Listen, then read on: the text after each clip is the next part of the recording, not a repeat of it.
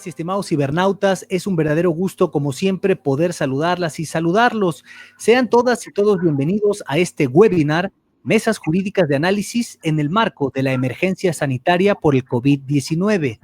Yo soy el doctor Carlos Antonio Vázquez Azuara y a nombre de la doctora Petra Armenta Ramírez, directora del Instituto de Investigaciones Jurídicas de la Universidad Veracruzana, les damos la más cordial de las bienvenidas a esta mesa número 4, COVID-19 y tutela judicial colectiva, el presente y futuro de la procuración e impartición de justicia, parte 2.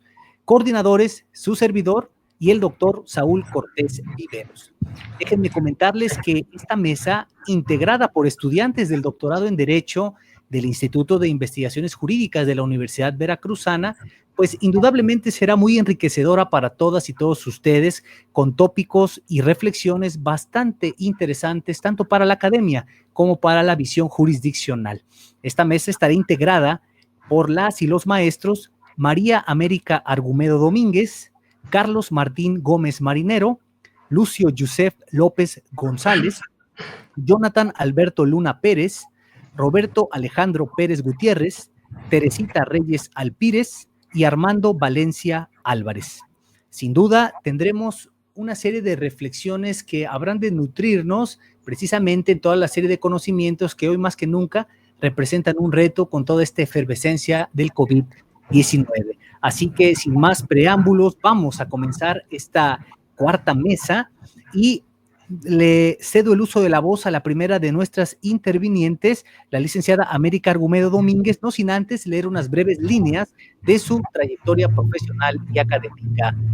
María América Argumedo Domínguez es egresada de la Universidad Veracruzana, licenciada en Derecho, es maestra en impuestos por parte del Instituto de Estudios Superiores del Valle de Orizaba, docente en distintas universidades privadas y públicas, ha sido abogada postulante y del año 2008 a la fecha se desempeña como titular del Departamento Jurídico del Ayuntamiento de Orizaba, Veracruz. Evidentemente, aunado a ello, estudiante del doctorado en Derecho del Instituto de Investigaciones Jurídicas de la Universidad Veracruzana. Agradecemos la distinguida presencia de la licenciada América Argumedo Domínguez, a quien le cedo el uso de la voz. Adelante, maestra. Muchas gracias. Gracias, doctor. Buen día a todos. Yo quisiera retomar los comentarios realizados en la primera mesa de análisis y empezar mi participación con el lema del generalísimo don José María Morelos y Pavón, que como todos saben, dijo que todo el que se queje con justicia tenga un tribunal que lo escuche, lo ampare y lo proteja contra el fuerte y el arbitrario, lo que lastimosamente no acontece, a pesar de los siglos transcurridos desde ese sueño, el que parece cada día más inalcanzable. Primero abordaré lo que considero es el presente en la procuración de justicia, que, como ustedes bien saben, la mayoría de la población piensa que no existe. Claro que no podemos generalizar, porque sabemos que en materia de amparo, con sus limitaciones, se han tramitado algunos procesos, y estos en materia penal. También han avanzado con algunas audiencias y mención aparte merece el Tribunal de Justicia Administrativa de Veracruz, muy bien por las decisiones tomadas por los magistrados de dicho tribunal. Todos tenemos conocimientos que el pasado 16 de mayo el Poder Judicial Federal reanudó las sesiones de sus tribunales colegiados de circuito a través de videoconferencias, lo cual ha sido considerado como contrario a derecho, porque sabemos que por disposición legal las audiencias deben ser públicas, es decir, que tanto las partes como los ciudadanos puedan presenciarlas. También existe una incertidumbre, no solo por parte de los litigantes, sino del justiciable, puesto que los órganos de impartición de justicia han emitido acuerdos aplazando la reapertura. Cuando ya todos nos estamos preparando para el retorno, deciden ampliar el periodo. No puede quedar alguna que el órgano jurisdiccional incumple con el imperativo constitucional de proteger los derechos humanos cuando existe una verdadera incertidumbre del justiciable acerca de la fecha en que se va a resolver su problema jurídico. No debemos olvidar que la impartición y procuración de justicia ha sido reconocida como una de las labores fundamentales del Estado de Derecho, pues consiste en uno de los más poderosos recursos con que cuenta el poder público para cumplir con unas de sus funciones primordiales y que consiste en garantizar la paz y la seguridad a la población. En general, lo que vemos no ha logrado. En la sesión pasada, nuestro compañero Fernando acertadamente habló de los problemas que traía consigo la negación de justicia. Yo soy abogada desde hace más de 30 años y lastimosamente veo que día a día el sistema de justicia se alenta. Ahora pues pasemos a hablar del futuro en la procuración e impartición de justicia. Este futuro lo veo más difícil, muy más difícil. La suspensión de labores ha abierto una brecha muy grande en la prontitud con que debe de resolverse los asuntos. Este tema ha sido abordado desde distintos puntos de vista. Como este tiempo de exposición es muy corto, sugiero que consulte los estudios realizados por las organizaciones Transparencia Mexicana y TOGIL, quienes han realizado un análisis de este problema y concluyeron que los esquemas de trabajo y medidas de la contingencia implementados por el Poder Judicial de la Federación y de los estados en la contingencia del COVID no garantizan aún la publicidad de sus resoluciones vía remota y en tiempo real. Esto compromete gravemente la transparencia en la impartición de justicia. Al final de la exposición, compartiré con ustedes algunos links que quiero que, si son de su interés, los consulten. Ahí habla de estos estudios y los resultados que arrojaron los análisis. Ahora bien, muchos hablan de la violación de derechos humanos por el retraso en la impartición de justicia. Otros son de la opinión que el derecho a la salud es un derecho preponderante. Ahí existe un tema de conflicto de derechos que ha sido ampliamente abordado por los juristas. También nuestra compañera Adela en la mesa pasada abordó tan interesante tema. Desde mi punto de vista muy personal, nunca los tribunales debieron realizar una suspensión total de labores. Todos sabemos que desde la contingencia se debieron emplear medidas más eficaces para no paralizar las labores en los tribunales, como lo hizo el sector salud. Ustedes saben que algunos tribunales dicen que están laborando, la verdad yo lo desconozco. La mayoría piensa que no están laborando, con excepción de los demás órganos jurisdiccionales del Estado. El único que está laborando y que tenemos la certeza porque ha sesionado a distancia es el Tribunal de Justicia Administrativa de Veracruz, que si bien no está abierto al público, ellos están realizando sus sesiones, insisto, e incluso han ordenado y se han notificado resoluciones durante la pandemia. Los magistrados de este tribunal pusieron un ejemplo que no fue copiado por otros.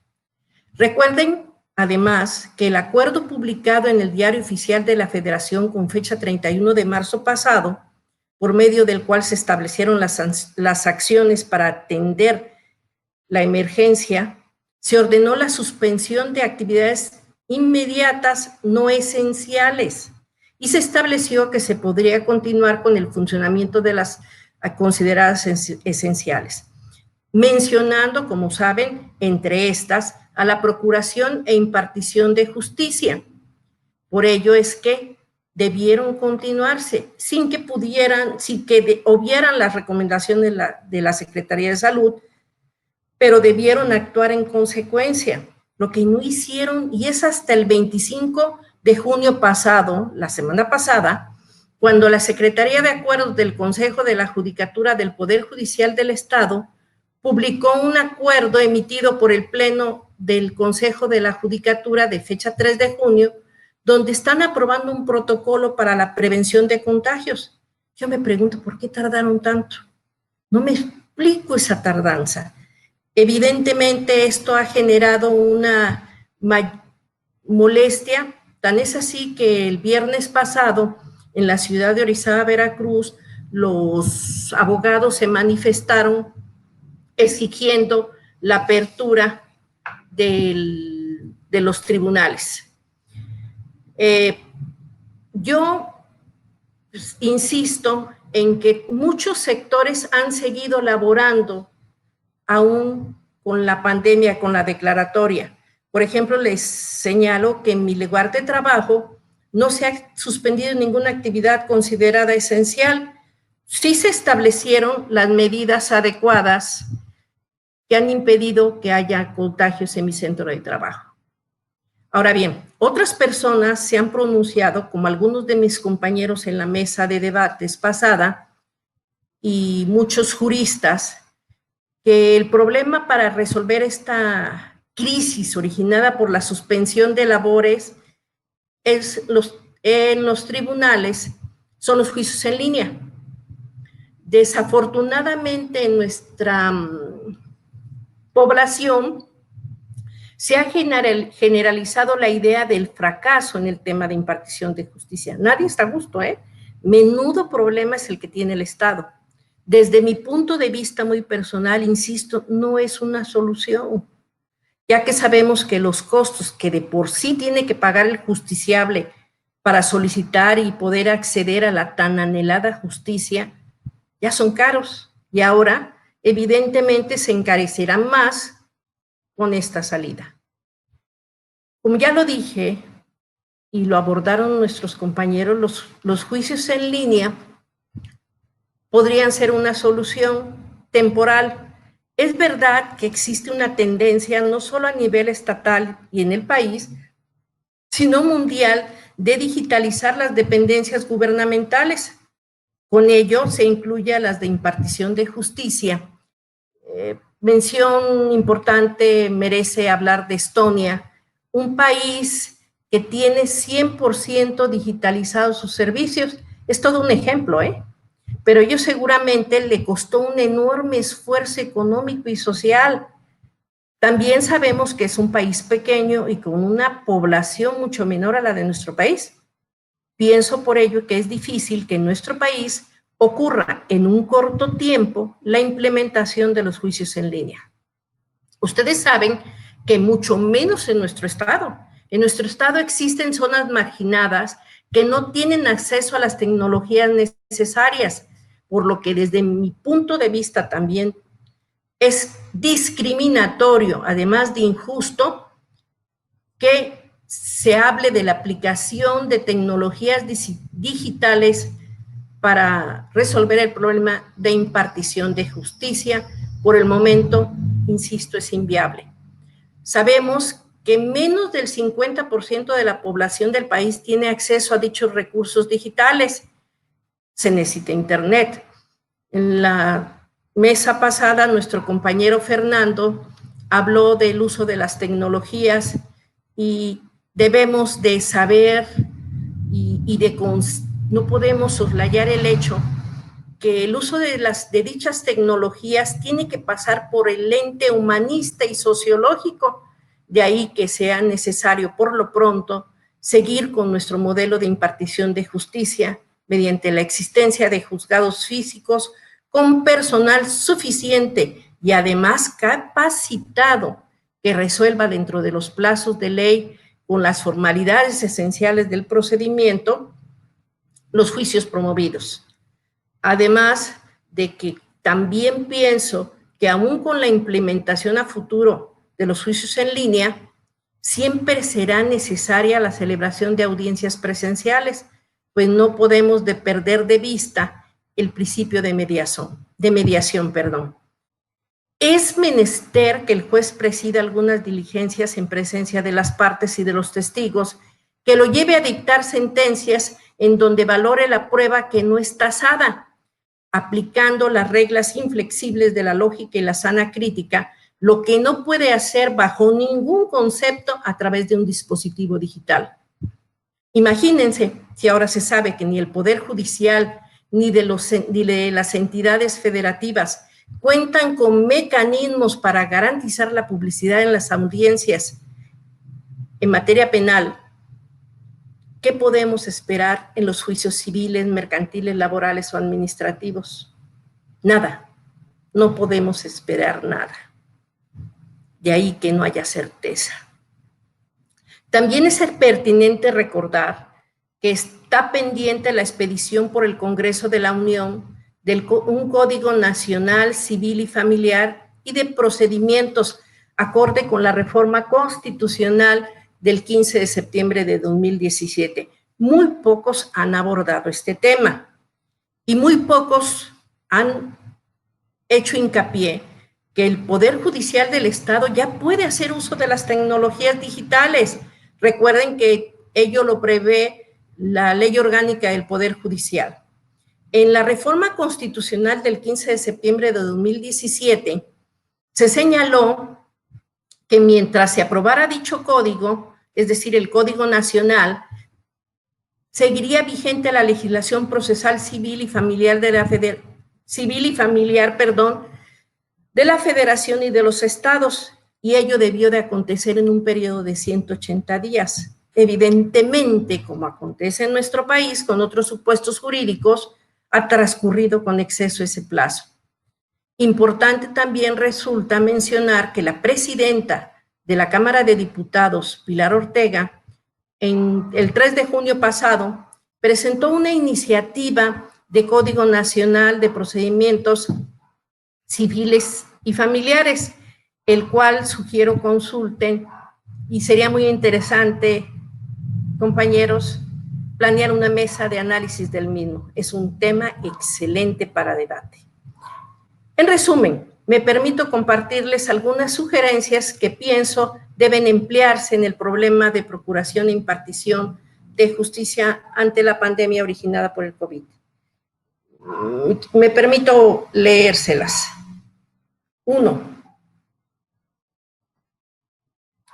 Se las leo.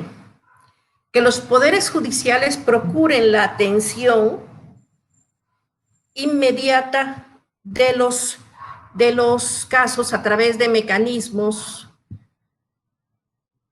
tecnológicos sin comprometer la seguridad de los funcionarios, de los abogados, ni los principios del proceso. Que los poderes judiciales dispongan medidas para garantizar la publicidad en tiempo real de las audiencias. Que se reciban todos los casos que se presente y se funde y motive adecuadamente por qué no se ubican en un caso de urgencia. Algunos de nuestros compañeros abordarán el problema que presenta los casos de urgencia en los juicios de amparo, en donde el personal de oficialía de partes, con franca violación al artículo 16 constitucional, que dice que todo acto de molestia debe constar por escrito emitido por autoridad competente que funde y motive la causa legal del procedimiento, señalan que la demanda no es urgente. Además, que con las medidas de seguridad y protección respectivas se ordene la reanudación inmediata de la actividad jurisdiccional para la resolución de todos aquellos juicios y que se ordene su notificación a los actuarios. Estas medidas deberán de realizarse aplicando los protocolos de sana distancia, uso de cubrebocas, gel antibacterial, etcétera, tal y como viene en el protocolo al que ya les hice referencia. Eso es todo de mi parte y muchas gracias por su atención. Agradecemos la brillante participación, maestra María América Argumedo Domínguez. Sin duda, brillantes reflexiones que nos permiten adentrarnos en estos tópicos de la justicia en línea y sus alcances. Muchísimas gracias, maestra América Argumedo Domínguez, y es momento de cederle el uso de la voz al siguiente de nuestros participantes. Me refiero al maestro Carlos Martín Gómez Marinero, de quien antes de cederle el uso de la voz, por supuesto, me permito leer unas breves líneas de su amplia trayectoria profesional. Él es licenciado en Derecho y maestro en Derecho Constitucional y Administrativo por la Universidad Veracruzana. Es alumno del doctorado en Derecho en el Instituto de Investigaciones Jurídicas de la Universidad Veracruzana y cuenta con una amplia experiencia profesional en tópicos de esa naturaleza. Así que sin más preámbulos, le cedo el uso de la voz al maestro Carlos Martín Gómez Marinero. Adelante, maestro. Muchas gracias, doctor. Gracias por la oportunidad a la Universidad Veracruzana de este espacio de diálogo y debate, gracias al doctor Saúl, a la doctora Petra Armenta Ramírez. Y bien, la idea, digamos, de esta participación tiene que ver, en mi caso, con el tema del Poder Judicial frente a la emergencia sanitaria, cuáles han sido los retos y desafíos de esta emergencia sanitaria. Y quisiera compartir con ustedes la pantalla para poder apoyarme, digamos, en esta exposición. Como les decía, en este espacio me voy a referir básicamente a aquellos ajustes que ha realizado el Poder Judicial a partir de esta emergencia sanitaria,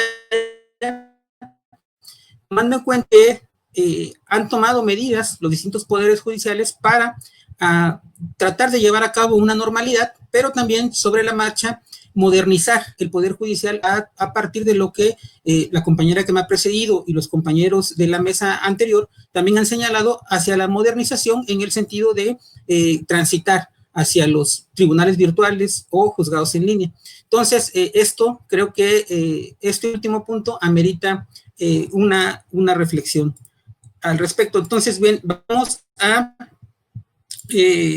voy a compartir, decía con ustedes, esta presentación y el primer punto, digamos, que quisiera yo señalar a ustedes es el relacionado con el tema del contexto. Y como parte de este contexto que tiene, digamos, del COVID, es que no todo es malo, o al menos así se ha percibido en algunos contextos. No todo es malo. Por ejemplo, en Estados Unidos, la Suprema Corte de Justicia ha atendido desde la vía oral y a través, desde luego, utilizando el teléfono y haciendo transmisiones en vivo.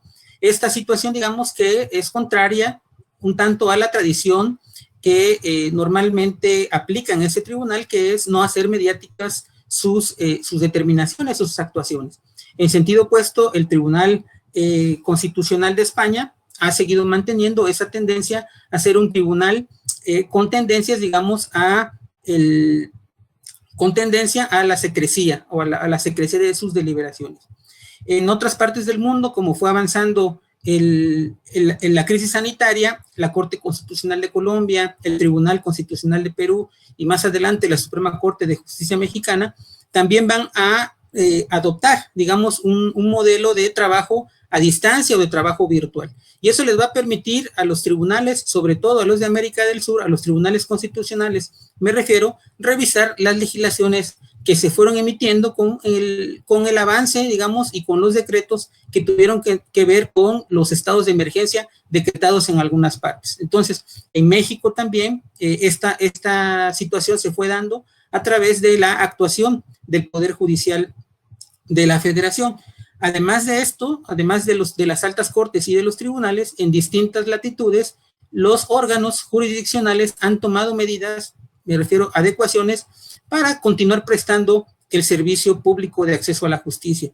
En España, en Perú, en Chile, se ha transitado entre establecer protocolos para el acceso a los tribunales o para realizar el trabajo a distancia y, digamos, de esa forma ir armonizando la impartición de justicia con la salud de los justiciables y de los servidores públicos que trabajan en el ámbito de la impartición de justicia.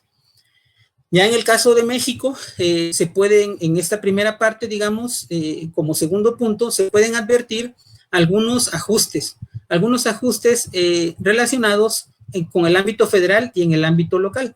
En el ámbito federal, como ya lo han mencionado también algunos compañeros, la primera etapa, digamos, que se emitió por parte de los órganos de administración de justicia, pues tuvo que ver con una suspensión que paralizó básicamente la impartición de justicia. Y esta primera, digamos, decisión o estos primeros acuerdos se refieren a los acuerdos 3 de 2020 y 4 del 2020 del Consejo de la Judicatura Federal y de la Suprema Corte de Justicia de la Nación. En estos acuerdos lo que se hizo fue básicamente suspender los plazos y habilitar solamente para casos urgentes, digamos, los tribunales, tanto la Suprema Corte de Justicia como los juzgados de distrito y los tribunales colegiados de circuito en esta primera etapa. Básicamente, digamos, como réplica, distintos tribunales de la República Mexicana siguieron una lógica similar. Y esta lógica similar, digamos, conllevó a que suspendieran también labores por un plazo aproximado de un mes, pero también que se tomaran algunos ajustes, como por ejemplo en Aguascalientes o en Oaxaca, mediante acuerdos plenarios de los órganos de administración de justicia, se estableció celebrar audiencias por plataformas como Zoom o Skype en asuntos de materia penal o en asuntos de materia familiar que eran o que son los considerados como los casos urgentes en la justicia estatal. En el caso del estado de Coahuila, también se emplearon, digamos, mecanismos como Zoom para realizar audiencias orales. Aunado a estas medidas, donde se apoyaron esos tribunales locales en plataformas tecnológicas, digamos, también se emplearon otro tipo de medidas, como buzones nocturnos para el depósito de demandas o promociones, como protocolos a edificios públicos a través de la digitalización de expedientes, como ocurrió en el estado de Coahuila. Y en algunas otras entidades también se señalaron correos electrónicos o líneas telefónicas para atender o agendar visitas o para poder realizar alguna diligencia de carácter urgente. Estos, digamos, a grandes rasgos serían los ajustes que se fueron realizando en el ámbito de la justicia mexicana, y destacar que en esta primera etapa no se debe confundir el uso de estas plataformas como Zoom, como Skype, como WhatsApp, que incluso se emplea para recibir notificaciones en el ámbito federal. Bueno, no debe confundirse esta idea con la idea de modernidad. Estos son remedios a una situación emergente, una situación que no se tenía prevista y que pueden ser remedios útiles para, en la medida de lo posible, continuar con estas funciones. La modernidad parece que va hacia otro lado. Y en este punto estoy, digamos, en la parte de las personas que consideran que la modernización de la justicia debe llevar hacia la digitalización y hacia los juicios en línea. En ese sentido, bueno, mucho se ha destacado en relación con el Poder Judicial de la Federación, y es cierto, a través de los últimos acuerdos del Consejo de la Judicatura y de la Suprema Corte de Justicia, por mencionar algunos, el 12 y el 13 del Poder Judicial de la Federación, o el 4 y el 8 del 2020, pues se fueron señalando medidas para, primero, digitalizar expedientes, después habilitar, digamos, o ampliar este criterio de los casos urgentes, ampliar esa posibilidad, a incluso celebrar audiencias de carácter penal a través del uso de la videoconferencia. Y ya en la última etapa en la que nos encontramos, pues básicamente es poder presentar juicios en línea. Eso es lo que ocurre, digamos, en el ámbito de la justicia federal, de lo que mucho, digamos, se ha hablado. Pero como todos sabemos, el grueso de la impartición de justicia no pasa por el ámbito de la justicia federal. En el ámbito de los problemas cotidianos, más del 70% de los conflictos, digamos, son elaborados por parte de los poderes judiciales locales. Y en los poderes judiciales locales, en general, se ha señalado que no cuentan con las plataformas o con la suficiencia tecnológica para poder realizar su trabajo. Sin embargo, hay algunas excepciones muy importantes. En el Estado mexicano existen entre 10 y 12 poderes judiciales que cuentan con mecanismos para digitalizar expedientes. Y esa digitalización de expedientes, sin embargo, no implica que se puedan desarrollar todos los procesos a través de juicios en línea. Pero hay excepciones, como les comentaba, como en el Estado de México, Nuevo León y Querétaro. En Nuevo León desde el año 2002 y en Querétaro desde el 2004 se fueron estableciendo medidas para contar con tribunales virtuales. Y quizá el caso más importante o más destacado sea precisamente el caso del Estado de México. En el caso del Estado de México, por ejemplo, entre el 20 de marzo y el 5 de junio, el Poder Judicial de ese estado gestionó más de 7,000 firmas avanzadas, más de 10,000 promociones, más de 400 expedientes civiles y más de 600 expedientes de alimentos. 137 juicios en línea, ya algunas sentencias dictadas en línea y 72 audiencias diarias. Es un tribunal que me atrevo a señalar, no está a la altura incluso de la modernización que que se habló en la mesa anterior en relación con el Poder Judicial de la Federación. Está a esa altura porque ha gestionado a través de su presupuesto estas ideas, digamos, que le han permitido dar o enfrentar el problema que la mayoría de poderes judiciales, sin embargo, no están en esas posibilidades. Y esta última, o este punto que conlleva a cuestionar acerca de cuáles son los posibles retos. También en la mesa anterior ya los compañeros hablaban de que uno de los principales obstáculos es el acceso a Internet. Según la encuesta nacional de disponibilidad y uso de tecnologías de la información del INEGI, en el 2019, el 76% de la población urbana es usuaria de Internet, pero esa posibilidad se reduce cuando hablamos de poblaciones rurales, donde solo el 47% tiene acceso a Internet. ¿Cómo se accede entonces, o cómo accede la población menos favorecida a la justicia digital? Bueno, el Poder Judicial de Nuevo León ha dado alguna pauta como habilitar espacios en las propias sedes del Poder Judicial. Y eso se puede extender a habilitar unidades móviles que permitan, que acerquen la justicia a las personas que habitualmente no tienen esa posibilidad, y eso sin duda podría ser una medida importante para enfrentar que es uno de los primeros cuestionamientos que se realizan cuando hablamos de la justicia digital. Una duda, un cuestionamiento que me he realizado, digamos, al exponer este tema es cuáles podrían ser las reacciones posteriores a este tiempo de crisis. Una de las reacciones que a mi parecer podrían generarse es que se pretenda homogeneizar los juicios en línea en las entidades federativas a partir de las experiencias exitosas de casos como el Estado de México, Nuevo León, Querétaro o Aguascalientes.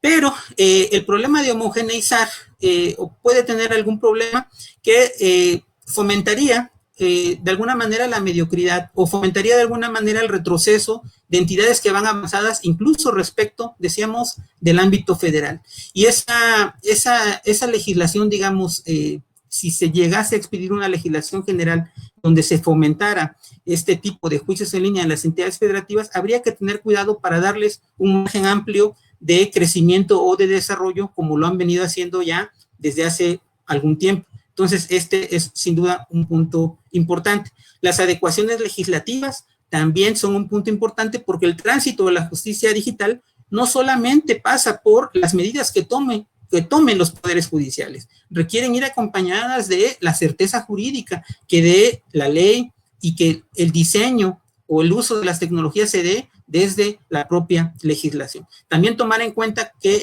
como en los casos de la justicia federal, en muchos asuntos que hoy se habla de que el Poder Judicial puede afrontar, digamos, a través de sus juicios o procesos en línea, hay que tomar en cuenta que muchos procesos ordinarios de los que desembocan en la justicia federal provienen incluso de asuntos que no están digitalizados, de justicia que no está digitalizada. Piénsese principalmente en el amparo contra resoluciones judiciales a través de la vía directa, donde el origen, los juicios ordinarios, etcétera, no tienen ni siquiera una digitalización, por lo que comentábamos que implica el reto que implica, digamos, la digitalización. Son apenas 10 o 12 entidades que cuentan con esa posibilidad.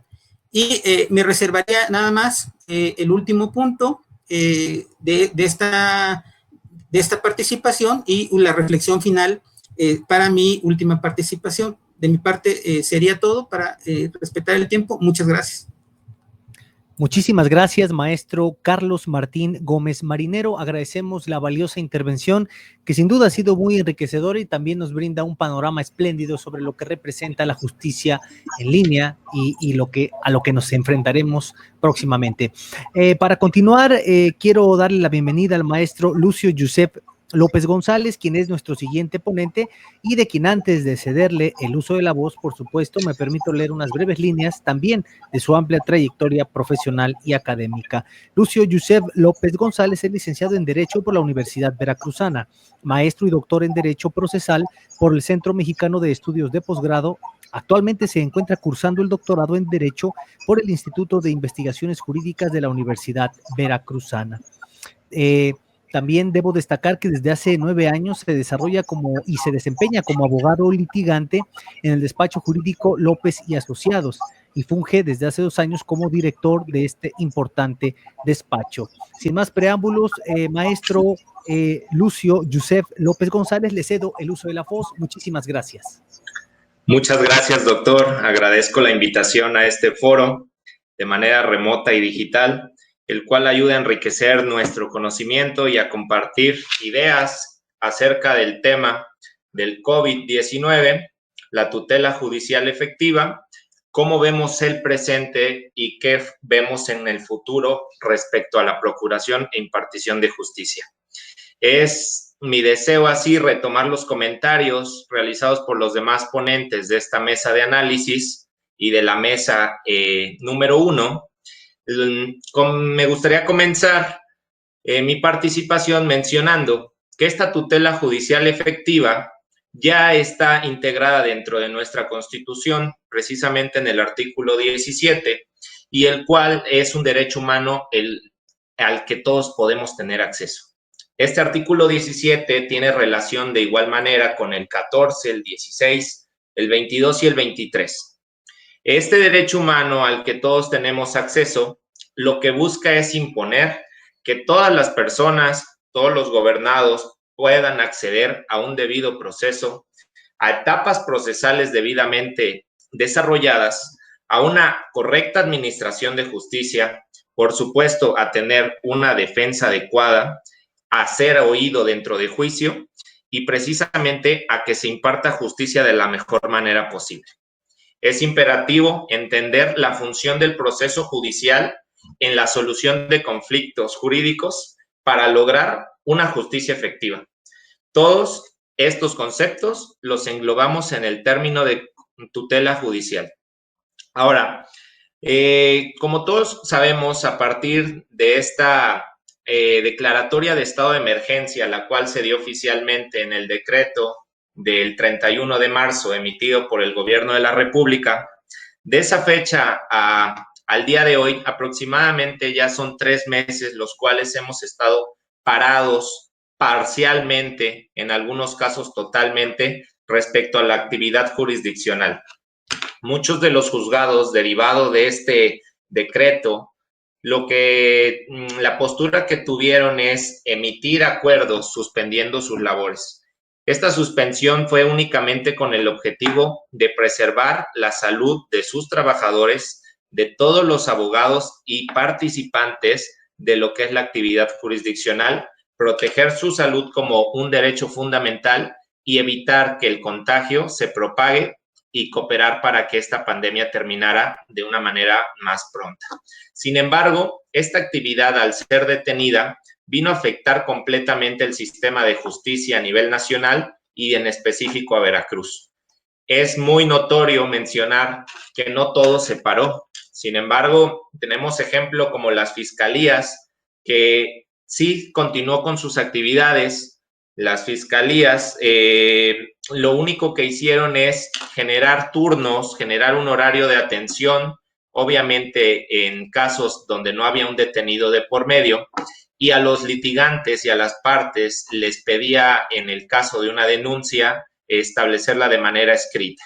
Todo esto porque la mayoría conocemos que los cubículos donde se realizan las entrevistas son muy pequeños y para evitar el contagio entre las personas, pues era necesario establecer este tipo de protocolos, como presentar una denuncia escrita para evitar el trámite que a veces suele llevar bastante tiempo.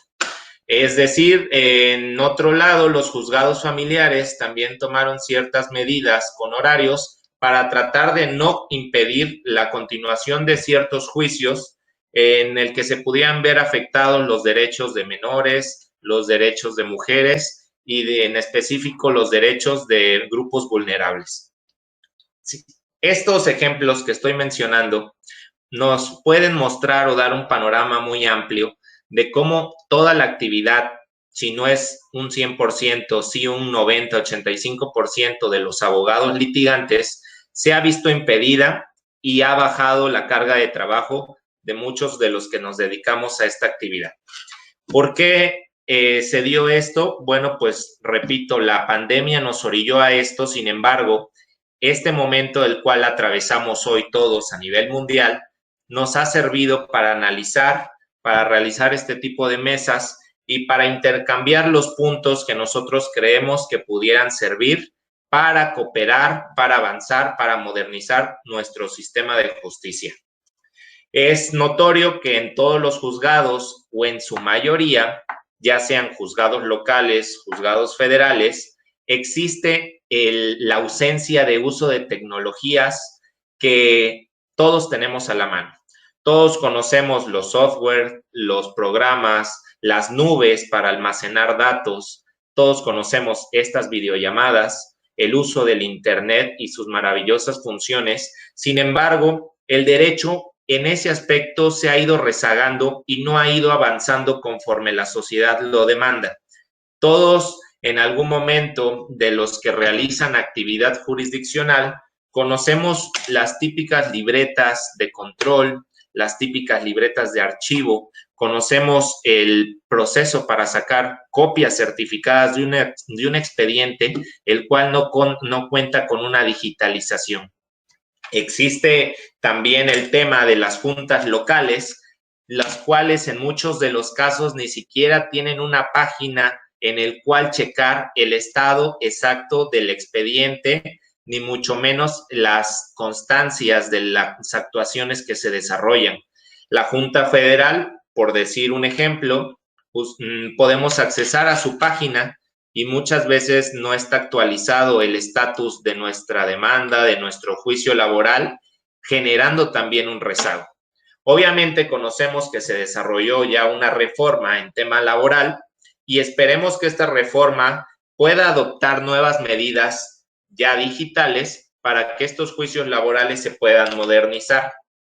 Como mis compañeros lo mencionan dentro de sus pláticas, hay tribunales y juzgados que son la excepción al caso y es de aplaudir que ante esta contingencia sigan realizando actividades gracias a que previeron y a que decidieron invertir en ellos sus sistemas propios para juicios en línea, para tener un software para que los abogados puedan darle seguimiento, inclusive promover demandas, realizar promociones dentro de dicho sistema y darle continuidad sin necesidad de estar presente en el juzgado.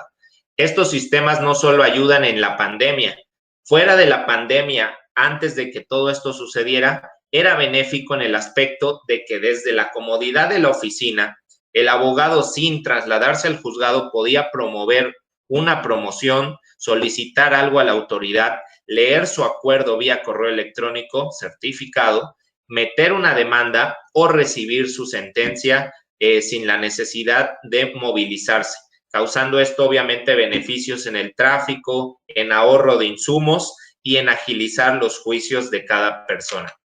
Estos retos y estos juzgados nos ponen un claro ejemplo de a dónde hay que voltear a ver en todas estas expectativas de digitalización y de modernización de la actividad jurisdiccional. Podemos poner como ejemplo los tribunales de Monterrey. Monterrey es un estado que decidió invertir desde hace años en la digitalización de estos sistemas en sus tribunales.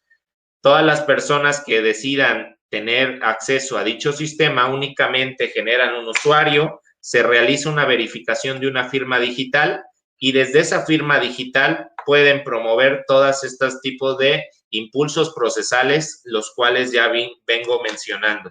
Es un claro ejemplo en conjunto con el Estado de México, pero sin embargo, en la comparativa con Veracruz, estamos totalmente rezagados. Todos los abogados han pujado porque se reactiven las actividades, dado que, como lo menciona el objetivo de esta plática, la tutela judicial efectiva, que ese es el meollo del asunto, no estamos teniendo esa efectividad al realizar todas las actividades pausadas desde casa y limitadas, porque inclusive los juicios en línea, los cuales la Suprema Corte se pronunció en llevar a cabo y unos tribunales lo están haciendo, pues se ven de esta manera interrumpidos al no tener la publicidad adecuada y el acceso a terceros para realizar y ver y escuchar la forma en que se resuelven dichos juicios. Esta situación viene a evidenciar todas las carencias, y yo espero verdaderamente que nos sirva en primer plano al gobierno, en segundo plano a todos los involucrados en el ámbito judicial, a que se pueda asignar nuevo recurso y se pueda digitalizar y también realizar una inversión muy grande en aspectos y medios digitales para todos los juzgados, ya sea materia penal, civil, laboral, fiscal, administrativa, porque inclusive el tema administrativo, por ejemplo, en el aspecto federal que cuenta con juicios en línea, pues también su sistema es limitado y a veces no tiene el suficiente soporte digital para realizar estos juicios en línea. Esta nueva normalidad a la que vamos caminando no para al fin de la pandemia, no va a finalizar en el momento en que el subsecretario de Salud, López-Gatell, mencione que podemos salir con toda tranquilidad de nuestras casas. Esta nueva normalidad, desde mi punto de vista muy personal, va a ser desde el momento en que termine la pandemia hacia el futuro. ¿Por qué? Porque todo mundo va a cambiar en el aspecto laboral, todo mundo va a cambiar en el aspecto personal, todo mundo va a tener nuevas medidas de seguridad, de higiene en su trabajo, en su casa, en su aspecto social, y no es extraordinario pensar que van a existir nuevas medidas de seguridad y de modernización en el aspecto judicial. Por eso es un reto para nosotros los abogados, es un reto para todas las personas que participamos en esta actividad del derecho, empujar, promover, platicar, realizar análisis y, lo más importante, compartir nuestras ideas para que de cierta manera esta actividad se vea enriquecida, y si a un futuro hay otra pandemia o no la hay, bueno, eso sea decisión de nosotros si decidimos promover un juicio en línea o un juicio de manera presencial. Reservo el uso de la voz para mis conclusiones y espero que esta mesa de análisis haya sido de gran importancia. Muchísimas gracias, estimado maestro Lucio Josep López González. Sin duda, importantes reflexiones que abonan a esta visión de un nuevo paradigma de justicia en línea en nuestro país. Muchísimas gracias por esa valiosa intervención. A continuación es momento de escuchar al siguiente de nuestros ponentes. Me refiero al maestro Jonathan Alberto Luna Pérez, de quien antes, por supuesto, me permito leer unas breves líneas de su trayectoria profesional y académica. Jonathan Alberto Luna Pérez es licenciado en Derecho por la Universidad Veracruzana, maestro en Derecho Corporativo por la Universidad Anáhuac, México Norte, diplomado en Auditoría Corporativa por la misma universidad, diplomado en Educación Financiera por la Comisión Nacional para la Protección y Defensa de Usuarios de Servicios Financieros.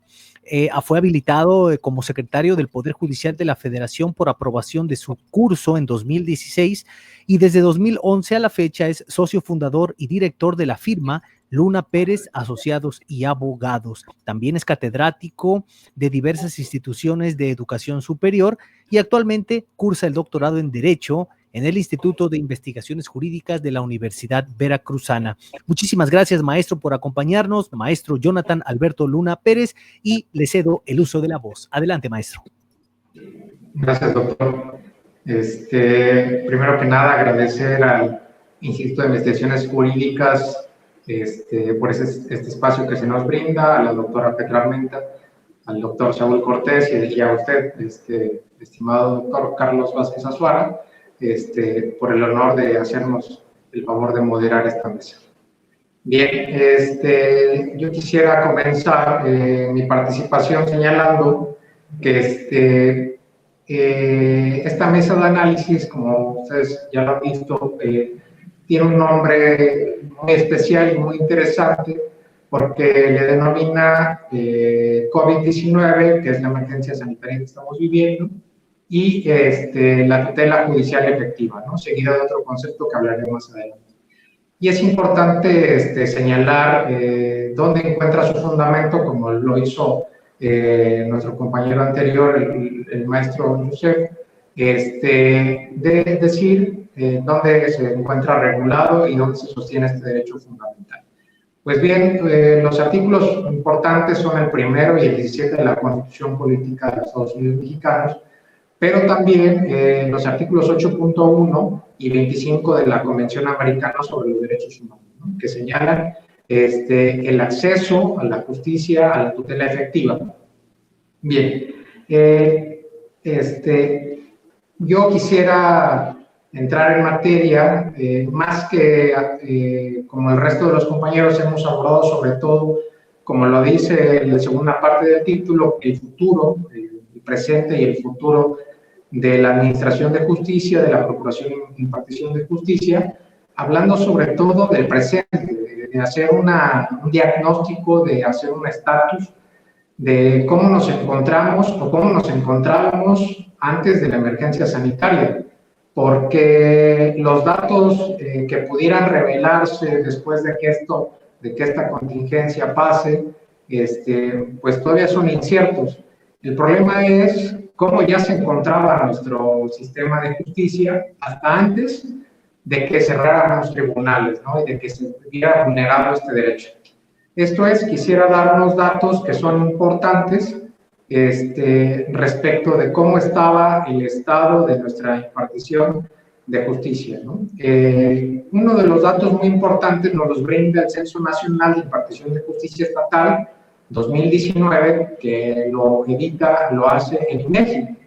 Este estudio señala que en 2018, tanto expedientes como causas penales, sin hacer distinciones de la materia, ¿no?, se ingresaron en los tribunales estatales de toda la República Mexicana 2.126.936 expedientes en la suma de causas penales como expedientes, vamos a llamarle normales, de los cuales el 38.4% corresponden a la materia familiar, el 29.7% corresponden a la materia civil, el 22.6% corresponden a la materia mercantil, el 7.6% a la materia penal y solo el 0.2% a la justicia para adolescentes. De este número global que he señalado, el 73.4% de estos expedientes todavía se llevan a cabo bajo el sistema tradicional, o mejor conocido como un sistema escrito. Por el contrario, solamente el 24% de la totalidad de los expedientes se encuentran en el sistema oral. Bien, de todos los asuntos, excluyendo la materia penal, para el periodo 2018 se ingresaron 1.961.517 expedientes en los tribunales estatales, de los cuales se concluyeron en el periodo 2018 1.153.542, pero existe un rezago, expedientes pendientes de concluirse, de un total de 3.066.386 expedientes. Esto habla de la crisis, de un colapso del sistema de justicia estatal, donde ni siquiera, como decía, meternos tanto para el futuro de cómo van a ser las cosas, sino haciendo el diagnóstico actual que está rebasado. Bien, de esos mismos asuntos que excluyen a la materia penal del número que he mencionado, el 79% todavía se siguen tramitando o están tramitándose bajo el sistema tradicional o escrito. Solo el 18.2% de ese total están en el nuevo sistema de justicia oral. Bien, otro punto importante que mencionar es el tema de la justicia alternativa. ¿Por qué? Porque ha cobrado relevancia desde hace unos años esta nueva forma, que en realidad no está nueva, pero que recientemente es novedosa tanto para abogados como para el público, de resolver las controversias que se nos presentan y de la totalidad de los asuntos o de las controversias o de los problemas que tiene la sociedad. Solamente se ingresaron en todas las entidades federativas 176.682 expedientes.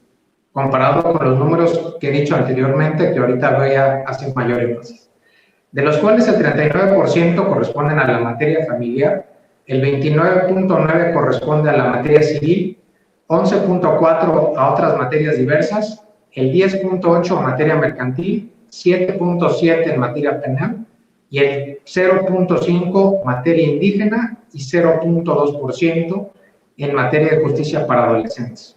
Ahora, lo anterior representa que del total de todos los expedientes o asuntos ingresados, solamente el 13.04% de los expedientes que ingresaron son por la vía alternativa, por la vía de la justicia alternativa. Otros datos importantes de una ONG internacional denominada World Justice Project señala que en un estudio que denomina Índice de Estado de Derecho en México 2019-2020, de las 32 entidades federativas, Veracruz se coloca en el lugar 22 del Índice de Estado de Derecho, con una calificación de 38 en una escala del 1 al 100. Otros datos más específicos serían en el apartado de límites al poder gubernamental en el estado de Veracruz. De las 32 entidades, Veracruz está en la posición 32. En el apartado de derechos fundamentales, Veracruz está en la posición 31 de las 32 entidades. En el apartado de justicia civil, está en la posición 29 de 32.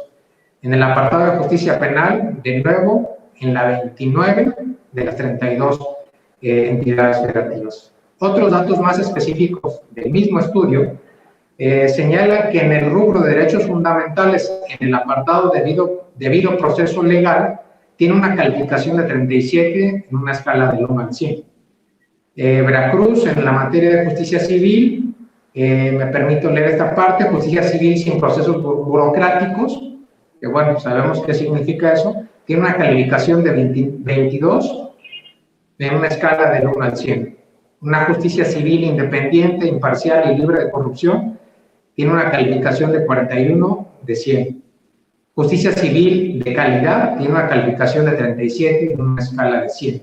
Una justicia expedita, que es de lo que estamos hablando, o parte de lo que estamos hablando, una tutela judicial efectiva, una calificación de 24 sobre 100. La ejecución de las resoluciones de manera efectiva tiene una calificación de 28 sobre 100. En el apartado de la justicia penal, tiene una calificación de 13 sobre 100 en el apartado de investigación penal eficaz. En la procuración de justicia eficiente y eficaz, tiene una calificación de 23 sobre 100. En debido proceso legal en materia penal, tiene una calificación de 37 sobre 100. En la justicia penal independiente, imparcial y libre de corrupción, 35 sobre 100. En este mismo índice de esta ONG internacional, World Justice Project México, en el apartado de justicia civil estatal, está en el 113 de 126 calificados. En el apartado de justicia penal, está en el lugar 115 de 126 calificados. Bien, hasta aquí mi intervención. Dejaré unas conclusiones para mi última participación. Gracias. Muchísimas gracias, estimado maestro Jonathan Alberto Luna Pérez, que sin duda también nos invitas a la reflexión de esta tan interesante perspectiva, muy detallada, pero además que, por supuesto, engalana estos tópicos que estamos abordando en esta mesa de análisis. A continuación, me permito cederle el uso de la voz a la siguiente de nuestras participantes. Me refiero a la maestra Teresita Reyes Alpírez, de quien antes, por supuesto, de cederle el uso de la voz, me permito leer unas breves líneas de su trayectoria profesional y académica. Teresita Reyes Alpírez es licenciada en Derecho por la Universidad Veracruzana, maestra en Derecho Privado y maestra en Derecho Penal por la Universidad Cristóbal Colón. Cuenta con una especialidad en Enseñanza Superior por la Universidad Veracruzana. Desde 1999 ejerce el servicio público en el Poder Judicial, donde se ha desempeñado como secretaria de Estudio y Cuenta y de Acuerdos en juzgados de distrito de distintas demarcaciones judiciales y desde 2004 se desempeña como secretaria de estudio y cuenta en salas penales del Tribunal Superior de Justicia del Estado de Veracruz y, por supuesto, estudiante del doctorado en Derecho de la Universidad Veracruzana. Maestra Teresita Reyes Alpírez, muchísimas gracias. Adelante con su intervención. Muy buenos días. Muy buenos días y muchas gracias. En primer lugar, agradezco a la doctora Petra Armenta Ramírez, directora del Instituto de Investigaciones Jurídicas de la Universidad Veracruzana, al coordinador, el doctor Saúl Cortés Viveros, y a usted, doctor Carlos Antonio Vázquez Azuara, por hacer posible estas mesas de análisis para expresar nuestras ideas en cuanto a la impartición de justicia. El tema que trataré es precisamente el Poder Judicial del Estado de Veracruz. Es cierto que el COVID-19 exige la transición a los juicios en línea. Para hacer un trazo hacia esta meta, me he ocupado de reflexionar acerca de los recursos con que cuenta el Poder Judicial, los humanos y los monetarios. Como muestra de los primeros, los recursos humanos, aportaré la cifra de los casos que en promedio conoce un juez civil y un juez familiar de la entidad. También referiré el importe del presupuesto asignado este año al Poder Judicial y lo confrontaré con el asignado a otras entidades federativas. Después, abordaré ciertas problemáticas que aquejan a la sociedad veracruzana y al país, en cuya solución tiene injerencia el Poder Judicial. En mi análisis, en primer lugar, descubrí que se carece del número indispensable de juzgadores para impartir justicia en forma eficiente y eficaz, lo cual tiene consonancia con lo que acaba de mencionar mi compañero Jonathan. Para afirmar lo anterior, hice uso de los datos públicos que registra el último informe emitido por el anterior presidente del Poder Judicial y de los que observo en la página de internet del Poder Judicial del Estado. Así, en lo atinente a la justicia en materia civil y familiar, les diré que en no todos los 21 distritos judiciales existen jueces especializados en tales materias. Aún existen jueces mixtos de primera instancia que conocen no solo de materia civil y familiar, sino también mercantil y en materia penal del proceso anterior al sistema penal oral.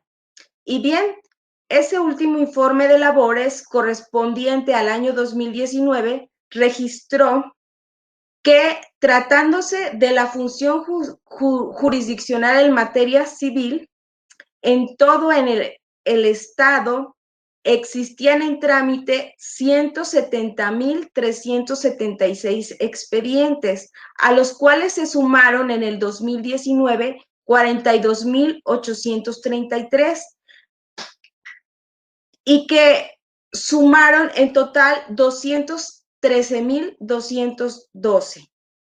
Y entonces, si consideramos que son 27 jueces en materia civil de primera instancia y que a esos jueces especializados en materia civil se reparte el trabajo también entre 6 jueces de primera instancia de competencia mixta, tenemos un total de 33 juzgadores para hacer frente a estos 213,212 casos.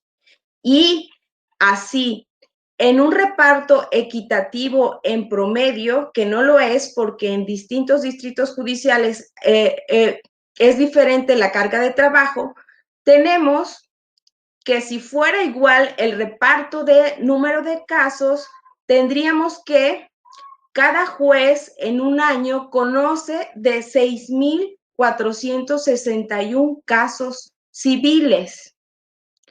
De igual manera, en cuanto a los procesos y procedimientos en materia familiar, el reporte de labores de 2019 anunció que existían 61,592 expedientes radicados, a los cuales se sumaron en el año 2019 36.900, lo que nos dio un total de 98.492 expedientes, que en un supuesto de distribución igualitaria entre los 29 juzgadores de orden familiar, correspondería a cada uno de ellos conocer 3.396 casos.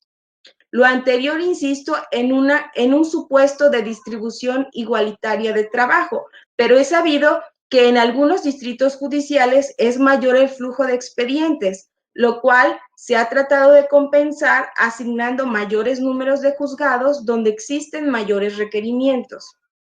Y si bien también existen jueces denominados microrregionales, a ellos no los contemplé en esta operación aritmética porque empezaron a funcionar a finales de 2019 y los números de casos que yo les estoy aportando a esta operación aritmética corresponden a todo el año 2019.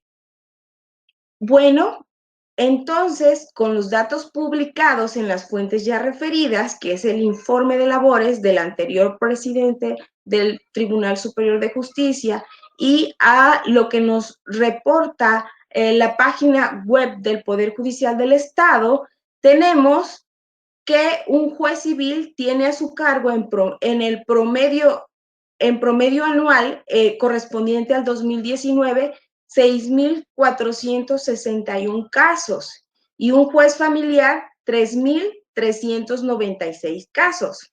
Recordemos que los jueces familiares han sido recientemente implementados y los jueces civiles vienen arrastrando los procesos antiguos.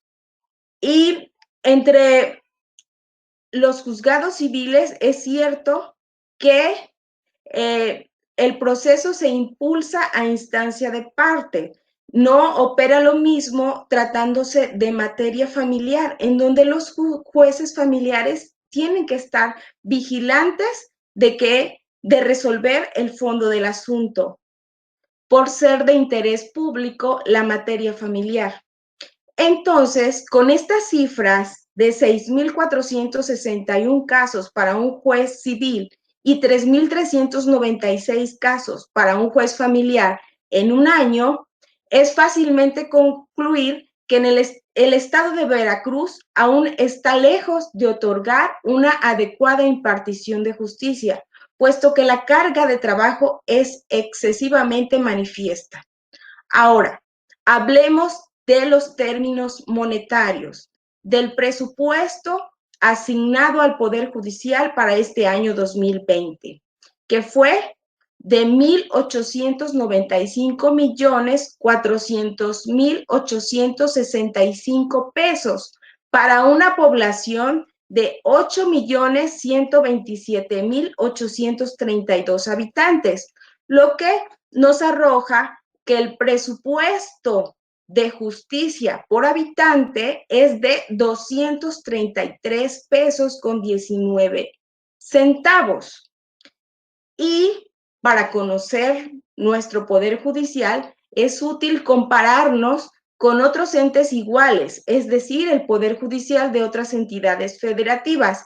Para este ejercicio elegí los estados de Nuevo León y Jalisco, que junto con Veracruz hacen un triángulo en la República Mexicana por su ubicación territorial. Así tenemos que Nuevo León recibió este año 2020 un presupuesto de 2.253.600.000 pesos para una población de 5.131.938 habitantes, lo que nos arroja un presupuesto de 439 pesos con 13 centavos para cada habitante. El estado de Jalisco recibió este año 2020 como presupuesto para su ejercicio 2.249.450.672 pesos para una población de 7.880.539 habitantes, lo que nos arroja un presupuesto de 285 pesos con 44 centavos por habitante para la impartición de justicia. Bueno, ya vistas estas reflexiones hacia el interior de nuestro Poder Judicial de la entidad federativa veracruzana, toca el turno de observar nuestro entorno, toda la sociedad en la que estamos inmersos como Estado y como país. Y para esto es necesario, porque para plantear las soluciones es necesario traer a la mesa los problemas.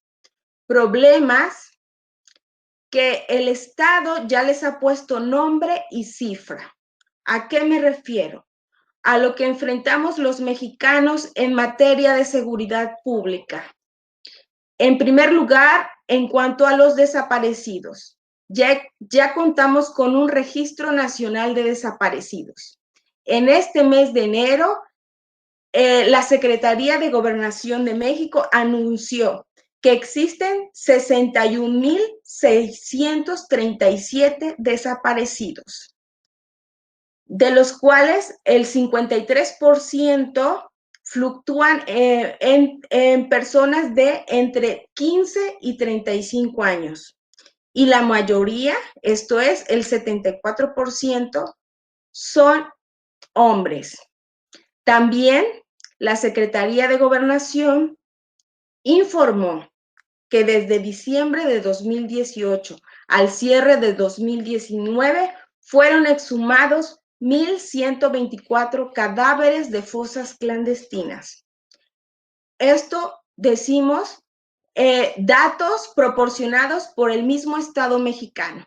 Y el mismo Estado mexicano ya ha puesto también sus ojos en que esta violencia no solo se observa en la población en general, sino que también existe el cuaderno de investigación número 52, publicado en el mes de septiembre de 2018 por la Dirección General de Análisis Legislativo del Senado de la República.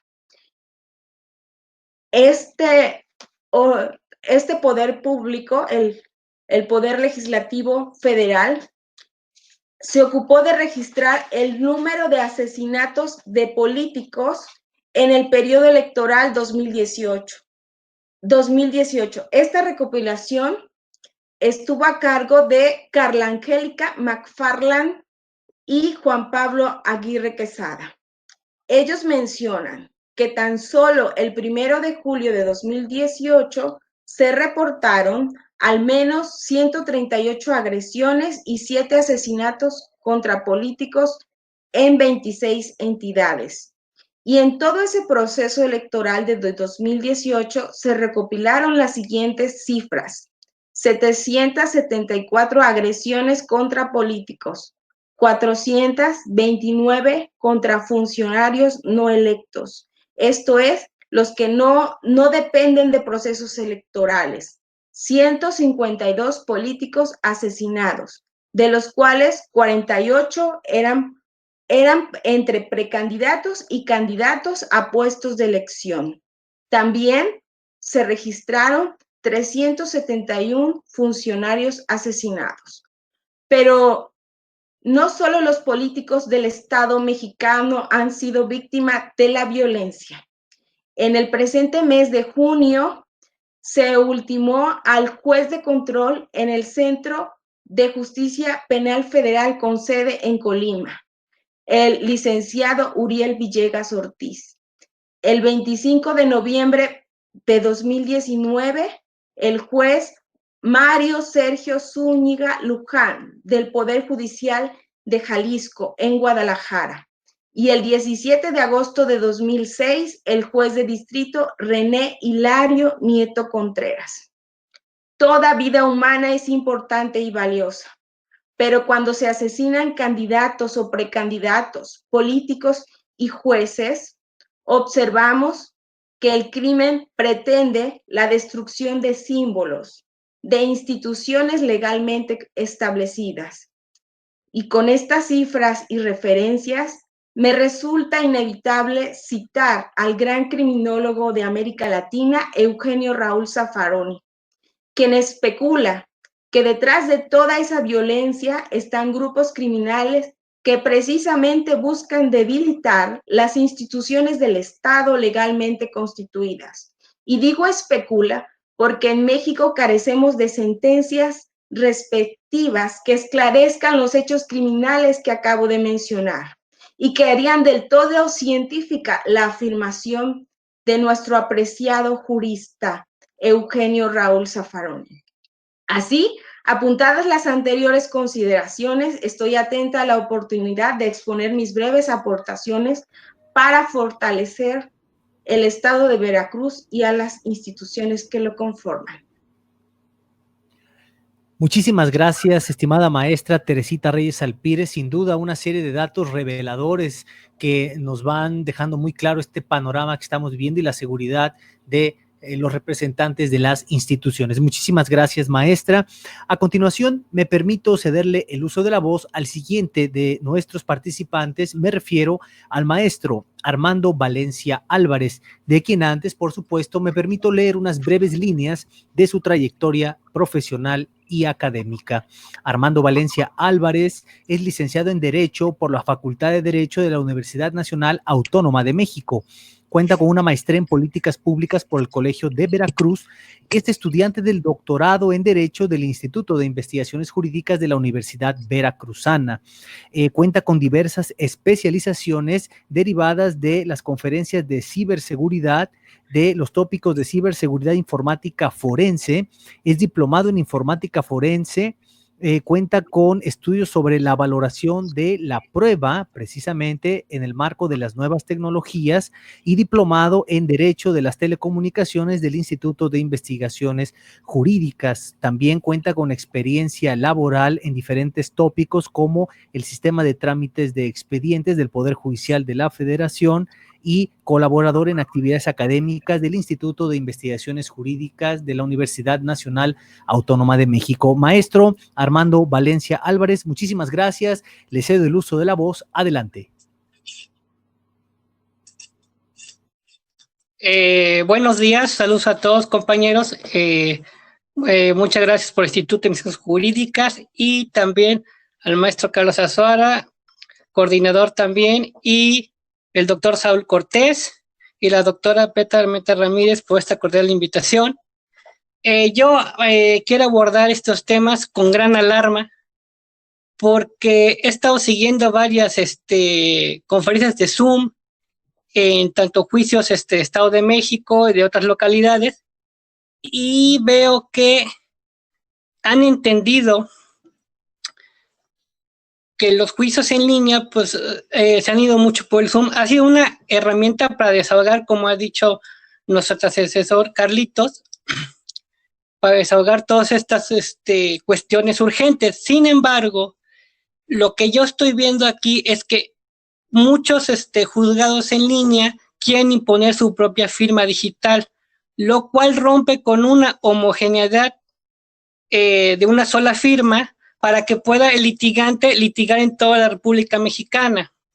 Sin embargo, todos estos, también para mí es orgullo que ya se hayan interesado en estos nuevos tópicos, porque desgraciadamente hemos abordado estos temas al vapor. Páginas no actualizadas, no se les da el recurso debido, el seguimiento adecuado, y no se necesita tener grandes despachos informáticos o grandes firmas para crear programas automatizados. Está el software libre, programadores institucionales que puede tener la misma juzgadores en sus aparatos jurisdiccionales. Hay que recurrir a este tipo de gente de manera local para ser dueños del código de programación y no depender de terceras empresas para que desarrollen el sistema. Desgraciadamente, nosotros como mexicanos siempre recurrimos a estas empresas extranjeras por el gran renombre que tienen. Sin embargo, hay mucho poder intelectual aquí en México que ha sido desechado y pueden dar un buen empuje a todas estas nuevas tecnologías. con respecto a la notificación, ya las TICs y todos los mecanismos de seguridad que existen actualmente brindan una gran certeza de a qué hora se emplazó, en dónde se emplazó, a qué horas va a ir el actuario a notificar, incluso transparencia en los procesos, ahorro de combustible, ahorro de tiempo, dinero, papel. Y he visto, por ejemplo, en donde los juicios se han implementado desde que inicia hasta que termina el juicio de manera digital, han reducido significativamente a nivel nacional e internacional los plazos para resolver, lo cual es muy importante para el litigante porque, uno, se acortan los plazos de resolución, el tiempo, dinero y esfuerzo por parte de los litigantes y, muy importante, la justicia expedita. Sin embargo, tenemos esta brecha digital en el país, desgraciadamente, pero esta puede ser atendida con la fibra negra. ¿Qué es la fibra negra? Es ocupar las redes de la CFE para mandar por internet. Sin embargo, todo este tipo de cosas se tienen que licitar y aparte abrirse, no tenerlas en poder nada más de las paraestatales, sino que se abran este tipo de canales para que los particulares o en general la población tenga acceso a este internet. Pero bueno, falta capacitación y aparte que los abogados se adentren a este tipo de cosas. Vi que, por ejemplo, estaba haciendo un rastreo de qué se ha hecho en los estados. Está el Poder Judicial, veo que hay tribunales virtuales, hay tocas electrónicos, ya hay una serie de pantallas ahí que te avisan cuando se va a notificar, micrositios de información, lo cual todo esto en buena hora ha ido empujando, cada estado ha hecho su esfuerzo, pero lo han hecho de manera aislada. También es muy importante que se cree un plan nacional para poner ciertas directrices mínimas para que todos se acoplen a un sistema general mínimo para de ahí partir a desarrollar programas conjuntos. ¿Qué quiero decir? Por ejemplo, ahorita la FIEL lo ocupa todo mundo, prácticamente cualquier persona. En una conferencia que estuve yo por Zoom, precisamente en el Estado de México, yo lancé la pregunta y me contestaron lo siguiente, que la FIEL no la podían ocupar porque simplemente no se actualizaba un correo electrónico a donde notificar. Sin embargo, para mí no fue un argumento jurídico fuerte el que me dijeran que la FIEL no la pueden ocupar porque no hay donde notificar un correo y el mismo sistema te genera un correo electrónico. Sin embargo, la FIEL la puedes operar de manera independiente, incluso con el mismo sistema de ellos, generando el mismo correo, ligando nada más la FIEL a ese sistema que ellos ya tienen desarrollado con su propia firma digital, haciéndole el espacio, el apartado para que funcione esta firma. Pero bueno, esa fue la contestación que me dieron y pues muy inalimentable porque lo que estamos haciendo es fraccionar el poder de la firma electrónica, o sea, firma para cada estado, para cada tribunal. A mí se me hace un desperdicio de recurso humano cuando ya hay ciertas firmas electrónicas en el país que tienen más tradición que incluso las que han creado los propios tribunales. Y también lo que veo yo aquí es que con este Zoom que han implementado los jueces, está bien lo que han hecho para ciertas, desahogar testigos, peritos, está bien, para esos casos nada más. Sin embargo, no debemos perder de vista que si tú empiezas a crear un sistema mixto de impartición de justicia que por los dos lados se lleve el sistema escrito y por otro lado digital, estás desperdiciando horas hombres necesarias para detonar esta gran herramienta que son la herramienta digital para cortar tiempos. El chiste es ocupar también sistemas automáticos que notifiquen a las partes en el momento y no esperar los días para que se notifiquen, aplicando ya criterios modernos, flexibilizando el derecho y quitándonos esa rigurosidad que como abogados tenemos.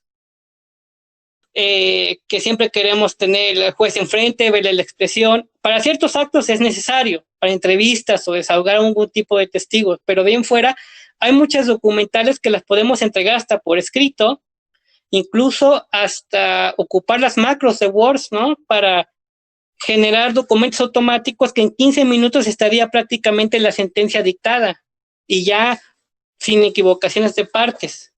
En el Tribunal de Justicia Administrativa, una vez platicando con otro abogado, muchas veces hacen copy-paste. Eso está mal porque finalmente te puedes equivocar en un nombre y emplazas mal. Y con las macros no, porque automatizas metiendo los nombres y automáticamente donde va el nombre exactamente se cambian las partes. Esa es la experiencia que tengo el sistema electrónico y las sentencias salían notificadas en 15 minutos ya con el actor que iba a notificar, incluso el día que iba a presentarse a notificar. Pero es que el chiste es aglomerar todas estas tecnologías e irlas ensayando, no limitarse nada más a un solo modelo, sino ver los modelos más exitosos y hacer un diagrama de flujo desde que empieza el proceso en cada sistema civil, penal, mercantil, y sacar un boceto. Y con el código, si hay errores, como el código pertenece a la institución que lo creó, ellos mismos ir subsanando sus errores y no depender de terceras personas. Bueno, esta es la aportación que yo quería dar. Y también señalar que también me ha tocado ver la oportunidad, los códigos QR. Estos códigos QR vienen los recibos de luz, pero no nada más es para entrar a las páginas de internet, sino también puedes dar seguimiento a un documento de manera física, quién lo turnó, qué pone, en qué estado está, y con esto dar certeza al justiciable de qué trámites le faltan, incluso avisarle en la misma página que te manda el documento, para que pueda usted verificar si algún trámite le falta o le falta un requisito previo para que su documento se destrabe. Pero todo esto pues tiene que organizarse y pensarse desde antes en la administración pública, modernizando y ocupando todos estos recursos, no recurriendo a grandes gastos. Finalmente, todo esto se tiene que impulsar y no nada más recurrir a cosas previamente sin estudio y como se está haciendo ahorita, porque todo fue al vapor. O sea, esto se tiene que trabajar con años de anticipación nada más y evitar malas experiencias. Muchas gracias. Muchísimas gracias por esa valiosa intervención, maestro Armando Valencia Álvarez, y tus reflexiones pues nos permiten entender con claridad que el futuro de la justicia está en las nuevas tecnologías. Muchísimas gracias, maestro Armando Valencia Álvarez, y vamos a continuación a escuchar al último de nuestros participantes, al maestro Roberto Alejandro Pérez Gutiérrez, de quien antes de cederle el uso de la voz, me permito leer unas breves líneas de su trayectoria profesional y académica.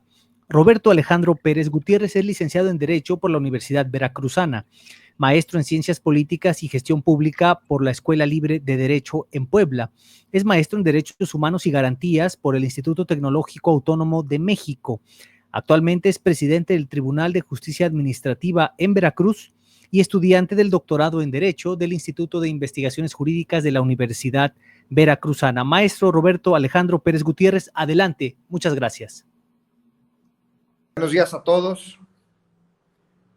Agradezco al Instituto de Investigaciones Jurídicas de la Universidad Veracruzana, a través de su directora, la doctora Petra Armenta, esta iniciativa que me parece enriquece el debate académico sobre el presente y futuro de la Administración de Justicia en el marco de la emergencia sanitaria en la que estamos inmersos y que nos obliga, como parte de la academia, a realizar un ejercicio de reflexión que pueda aportar elementos a el ejercicio profesional de los abogados, al servicio público en su modalidad de administración de justicia y de esta manera mejorar o aportar en beneficio de la sociedad veracruzana. Respecto al tema que nos ocupa el día de hoy, es menester, en primer lugar, precisar de manera genérica lo que implica el acceso a la justicia, y en ese sentido, recordemos que el artículo 17, segundo párrafo de la Constitución Política de los Estados Unidos Mexicanos, refiere que toda persona tiene derecho a que se le administre justicia por tribunales que estarán expeditos para impartirla en los plazos y términos que fijen las leyes. Asimismo, el artículo 8, numeral 1 de la Convención Americana sobre los Derechos Humanos dispone que toda persona tiene derecho a ser oída con las debidas garantías y dentro de un plazo razonable por un juez o tribunal competente establecido con anterioridad en la sustanciación de cualquier acusación en su contra o para la determinación de sus derechos y obligaciones. Esto es lo que implica el acceso a la justicia, como un derecho humano que garantiza, con determinados requisitos, que toda persona pueda acceder a tribunales independientes e imparciales a fin de que se respeten y hagan valer sus derechos y que los propios órganos encargados de impartir justicia resuelvan sin obstáculos las controversias que se sometan a los mismos. Así lo ha considerado la Suprema Corte de Justicia de la Nación. Ahora, ¿cómo se ha visto afectado este derecho de acceso a la justicia en el marco de esta emergencia sanitaria por la que atravesamos actualmente? Recordemos que con el surgimiento de esta nueva enfermedad y las características de la misma, como son su alta posibilidad de contagio, orillaron a las autoridades sanitarias a tomar ciertas determinaciones con la finalidad de evitar concentraciones de personas. En los órganos de impartición de justicia es usual que existan muchas personas en las instalaciones de los mismos, no solo el personal jurisdiccional, sino abogados, peritos, testigos, los propios actores, etcétera. Y esta circunstancia de aglomeración que es usual en los órganos de impartición de justicia implicó que los mismos tomaran la determinación de suspender actividades. A mediados del mes de marzo se tomó la determinación de suspender actividades tanto en los órganos de impartición de justicia federales como en los órganos locales, implementando algunas guardias respecto de algunas materias. Ahora, evidentemente esto implicó pues una afectación al derecho humano de acceso a la justicia y a muchos otros.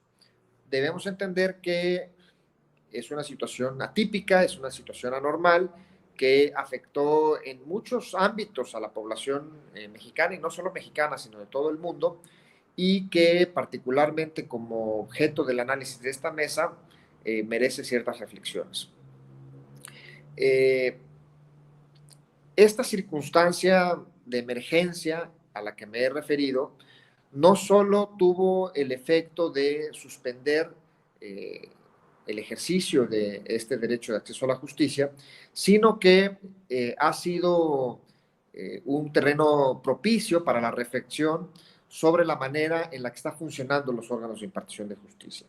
El hecho de que se suspendieran las actividades dio cauce a muchas reflexiones, no solo sobre la circunstancia concreta de dicha suspensión, sino sobre algunas deficiencias que existen en la impartición de justicia que fueron más visibles a raíz de esta emergencia. Los órganos de impartición de justicia han venido funcionando, particularmente los que existen a nivel local, con deficiencias presupuestales, con algunas maneras tradicionales de trabajo que excluyen en gran medida herramientas informáticas, herramientas tecnológicas, y ello imprime ciertas características a la forma en cómo se trabaja. El hecho de resistir la inclusión de estas herramientas tradicionalmente ha venido teniendo cierto impacto en la impartición de justicia. Me refiero a que, por un lado, con las restricciones presupuestales que son propias del servicio público, es decir, la escasez de recursos que existe para el desarrollo de las funciones del Estado, y aunado a esta poco uso de las herramientas tecnológicas ha traído como consecuencia que los órganos de impartición de justicia funcionen con ciertos rezagos, con cierta lentitud, que la burocracia jurisdiccional se acentúe, y obviamente esto resalta en el marco de esta pandemia. Debemos ser conscientes de que los órganos de impartición de justicia venían arrastrando estas circunstancias, y bueno, obviamente esto se agrava con la suspensión que se estableció como necesidad de contener el avance de esta enfermedad. Ahora, así estamos en el presente de la impartición de justicia. Venimos operando los órganos de impartición de justicia con deficiencias, como ya lo señalé, que dificultan el acceso a la justicia de los ciudadanos. Cuando un ciudadano acude en busca de justicia ante un órgano estatal de impartición de justicia, usualmente se encuentra con que la justicia, a diferencia de lo que establecen las disposiciones tanto constitucionales como convencionales, la impartición de justicia no es expedita, no se imparten los plazos que fijan las leyes, no se da de manera completa, la ejecución de las sentencias es una situación muy problemática porque los tribunales no cuentan con todas las herramientas para hacer efectiva las sentencias que ellos mismos emiten. Ahora, ¿qué debemos hacer para paliar estos efectos negativos, no solo de la contingencia sanitaria, sino de la forma como ha venido operando los órganos de impartición de justicia? Me parece que es modernizarla. Hemos visto cómo tanto las autoridades jurisdiccionales federales como las locales han venido empleando como medida para salvar esta contingencia el uso de herramientas digitales, el uso de herramientas tecnológicas. Y no quiero decir que esta sea la única herramienta que se requiere para enfrentar los retos, no solo presentes en el tema del COVID-19, sino los que eventualmente puedan venir presentándose de aquí en adelante. No es la única solución o la solución absoluta a los problemas que presenta la impartición de justicia, pero es una herramienta muy importante para modernizar el ejercicio del acceso a la justicia. Algunas materias ya lo utilizaban, sin embargo, hay resistencia, hay dificultad y nosotros debemos superar esos obstáculos. Modernizar la impartición de justicia implica no solamente acostumbrarnos al uso de herramientas tecnológicas, sino también cambiar nuestra forma de pensar respecto a cómo se ejerce por parte de la judicatura, cómo se garantiza por parte de la judicatura el acceso a la justicia. Debemos cambiar la manera de pensar y considerar que los órganos impartidores de justicia deben estar al servicio de la sociedad para resolver de manera efectiva las controversias que se les presentan y salvando cualquier obstáculo, no solo material, tecnológico, sino también de carácter procedimental que se pueda presentar. Y en ese sentido, este es un imperativo que establece la Constitución en su artículo 17 y debemos atenderlo de manera efectiva. Debemos atenderlo con mucha responsabilidad, con la finalidad de que el ejercicio del derecho a acceso a la justicia pueda ser realmente visible y palpable por parte de los ciudadanos. En algunos órganos jurisdiccionales a nivel local se han venido implementando algunas medidas como son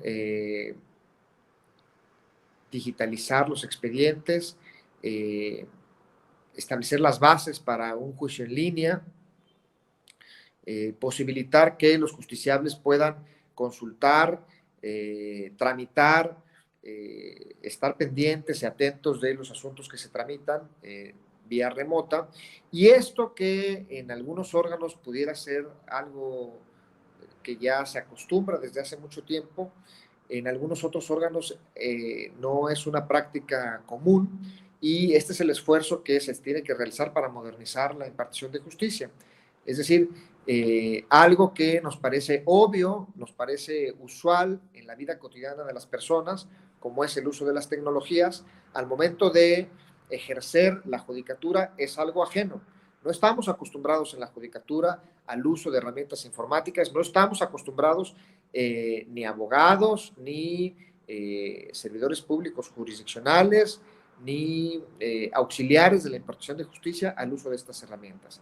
Y en este sentido, insisto, tenemos que cambiar esta perspectiva con la que nos conducimos, esta forma tradicional en la que se ejercía la judicatura y modernizarnos, tanto en el ámbito por parte del servicio público como por parte de los usuarios. Ambos tenemos que construir este nuevo esquema que en esta nueva normalidad, no solo en el aspecto sanitario, sino en la cuestión de eficacia del ejercicio del derecho.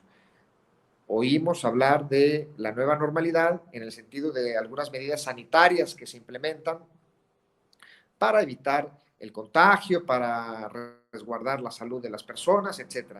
Pero esta nueva normalidad implica un cambio en el paradigma, un cambio en la forma como se ejerce la judicatura. Esta nueva normalidad implica que se modernice la administración de justicia, implica que se eliminen los obstáculos, no solo adjetivos y procesales que el trámite de los juicios implica, sino que se modernice la forma en la que se concibe la administración de justicia.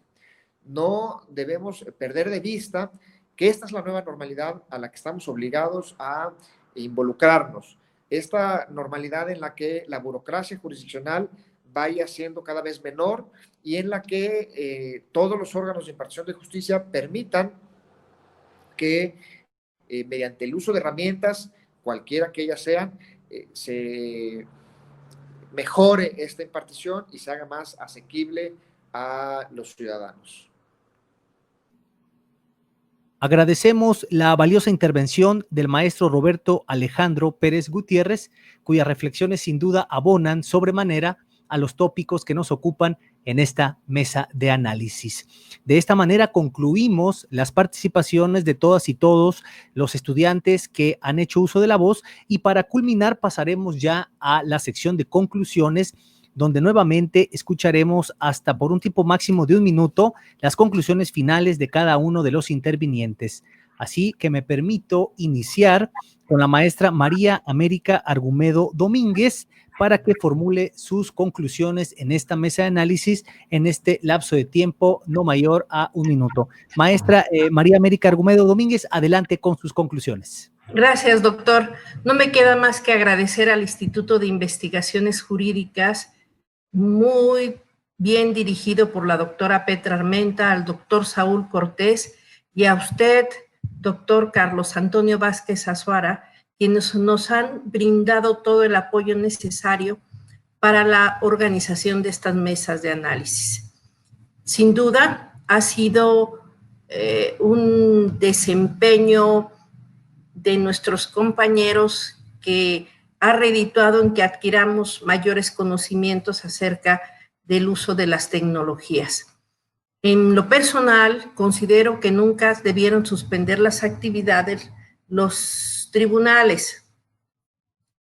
Yo insisto, no estoy en desacuerdo total de los juicios en línea. Considero que ellos ya tienen a la mano la aplicación de las herramientas digitales, como pueden observar de lo dispuesto en los artículos 70 y 103 de la Ley Orgánica, y como lo dijo nuestro compañero Armando Valencia, el uso de las tecnologías evidentemente agilizarán el sistema de procuración e impartición de justicia, pero también pienso que estas no deben sustituir aquellos actos jurídicos en donde se requiere la presencia física de las partes en el proceso ante el juez. Esperemos, pues, la promulgación del Código Nacional de Procedimientos Civiles y Familiares para observar lo que el legislador introduce acerca de las nuevas tecnologías en tan importante tema. Muchas gracias por todo. Buen día.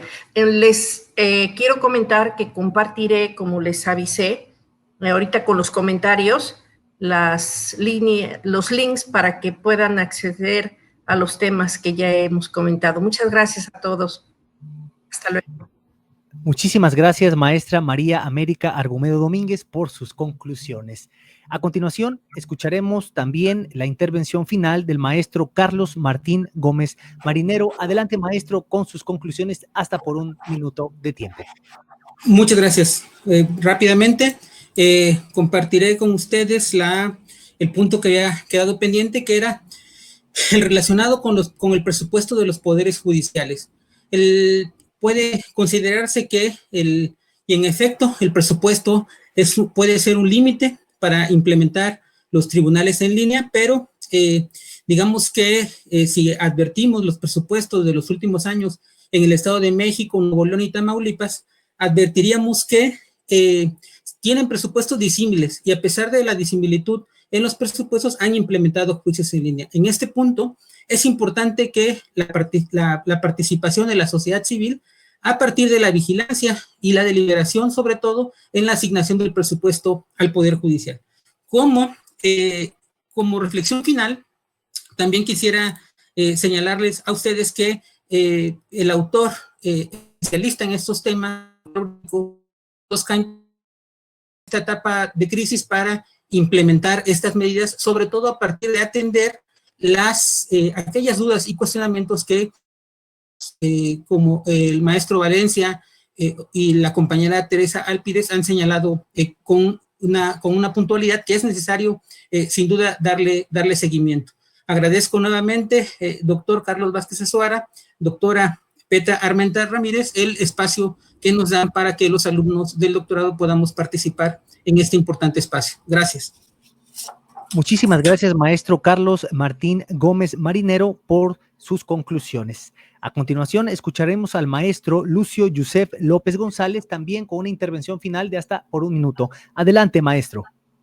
Gracias, doctor. No me queda más que agradecer al Instituto de Investigaciones Jurídicas por la organización y la realización del presente evento, a la doctora Petra por su magnífica dirección, al doctor Saúl y a usted, doctor Carlos, por la mediación que realizan dentro de estos eventos, y concluir puntualmente en que desde mi punto de vista el sistema judicial necesita invertir.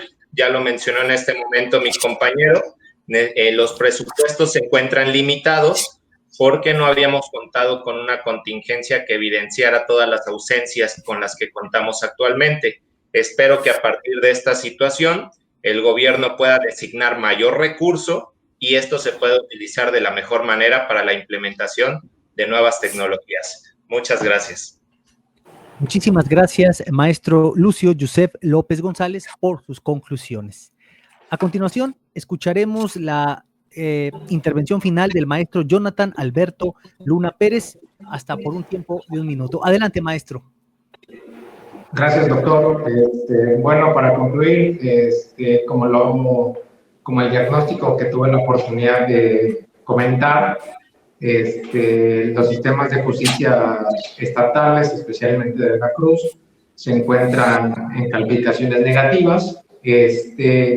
Creo, desde mi opinión, que la construcción, por ejemplo, que es algo bueno en sí mismo, de las ciudades judiciales no representan, creo yo, la solución de todos los problemas que hemos abordado aquí en las mesas pasadas y con mis compañeros ponentes, con los múltiples muy buenos comentarios que han hecho.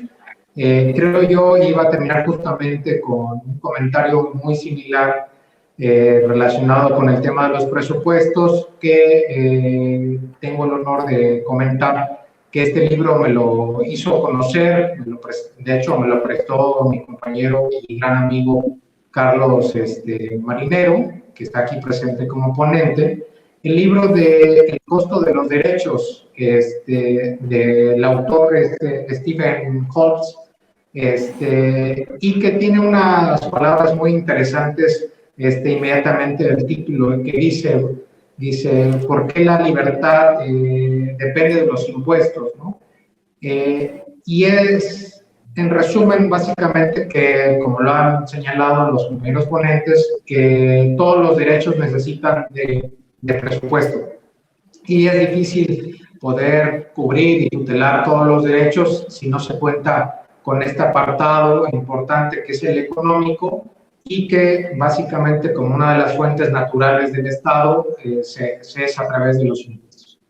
Quisiera abordar más puntos, el tiempo es limitado, termino concluyendo que agradezco a usted, doctor Carlos Vázquez, al instituto, la doctora Petra Armenta, el doctor Saúl, por este espacio que nos brindan para dar nuestras opiniones. Muchas gracias. Muchísimas gracias, maestro Jonathan Alberto Luna Pérez, por sus conclusiones. A continuación, escucharemos la intervención final de la maestra Teresita Reyes Alpírez para que hasta en un tiempo máximo de 1 minuto formule sus conclusiones. Adelante, maestra. Muchas gracias, doctor. Pues vistas las reflexiones anteriores, he formulado las conclusiones en 3 puntos. La primera conclusión dirigida al Poder Judicial del Estado, que sin duda deberá maximizar todo recurso humano y material para transitar a una justicia más pronta y eficiente, acordes a las exigencias de la sociedad que requiere de mayores servicios del gobierno para alcanzar no solo la armonía de sus integrantes, sino la supervivencia del grupo.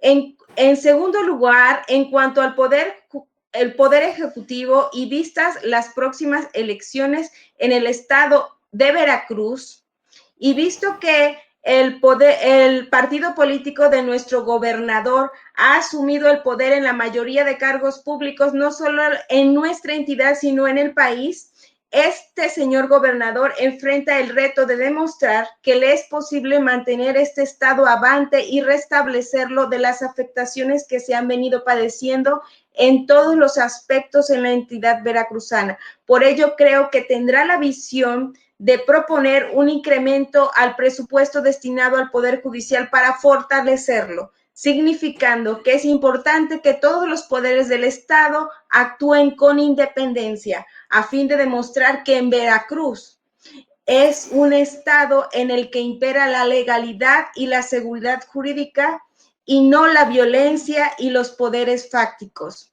En cuanto a los abogados y a todo conocedor del derecho, me atrevo a decir que somos los soldados en estos problemas sociales.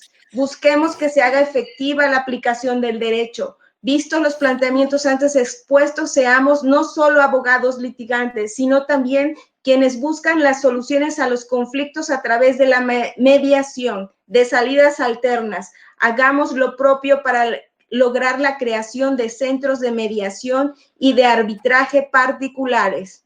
Y conjuntamente con todos los veracruzanos, hagamos uso del derecho a la información a través de los portales de transparencia. Solicitemos la rendición de cuenta a los servidores públicos. Muchas gracias al Instituto de Investigaciones Jurídicas de la Universidad Veracruzana. Gracias. Maestra Teresita Reyes Alpírez, por sus valiosas conclusiones.